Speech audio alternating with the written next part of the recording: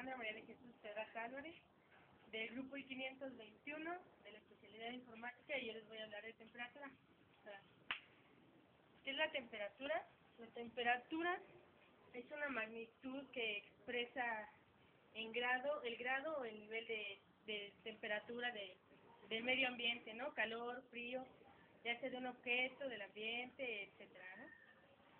Su unidad de medición internacional es la de grados Kelvin.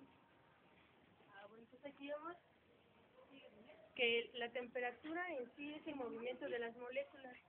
Eso quiere decir que al subir la temperatura, las moléculas de un objeto o un cuerpo, por decir el agua, cuando empieza a subir la temperatura, las moléculas se empiezan a mover, y el movimiento es lo que ocasiona que suba la temperatura, empiezan a chocar unas con otras. Entonces, al contrario, si la temperatura empieza a bajar, las moléculas se mueven cada vez menos, que es lo que se podría decir que hace que el agua se congele. Entonces, la medida que comúnmente usamos nosotros es la de grados Celsius. Se podría decir que la unidad mínima en grados Celsius es la de 0 grados Celsius. Esto quiere decir que cuando llega a ese nivel de temperatura, las moléculas ya no tienen ningún movimiento, y es cuando el agua se podría decir que en sí ya quedó congelada totalmente. La mayor medida en grados Celsius es a 100 grados. Cuando el agua llega a 100 grados Celsius, se podría decir que en ese momento empieza la evaporación. Se podría decir que las moléculas se empiezan a mover tanto que se separan, y es lo que ocasiona que el agua pase de su estado líquido a su estado gaseoso.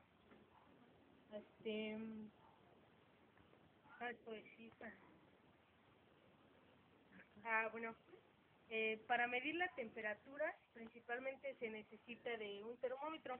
Un termómetro es se podría decir que un tubo de vidrio, el cual tiene un orificio en el centro que se encuentra al vacío, sellado al vacío. En la parte de abajo se encuentra un pequeño círculo en el que se encuentra localizado el mercurio. Y cuando sube la temperatura, el mercurio sube a través de él hasta, se podría decir, llegar a 100 grados, ¿no? Por decir que marque el termómetro. Ahora, ¿por qué el mercurio? Lo que pasa es que el mercurio, bueno, todos los elementos químicos cambian.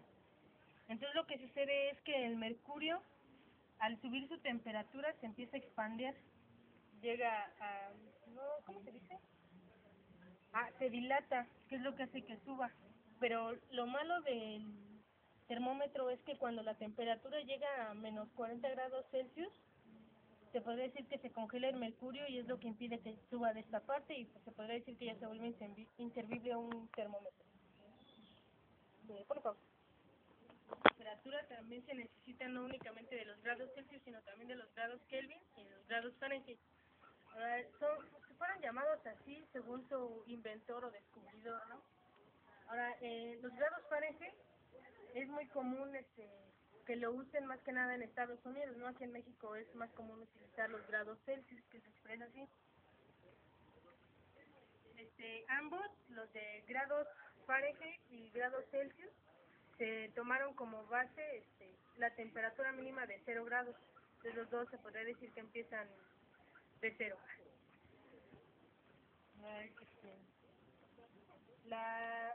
Las escalas termométricas, bueno, pues estas nos sirven para resolver problemas. Por ejemplo, si en algún caso nos piden que tomemos la temperatura del agua, pero nos la piden en grados Fahrenheit, pues necesitamos convertirlo, ¿no? Con estas escalas.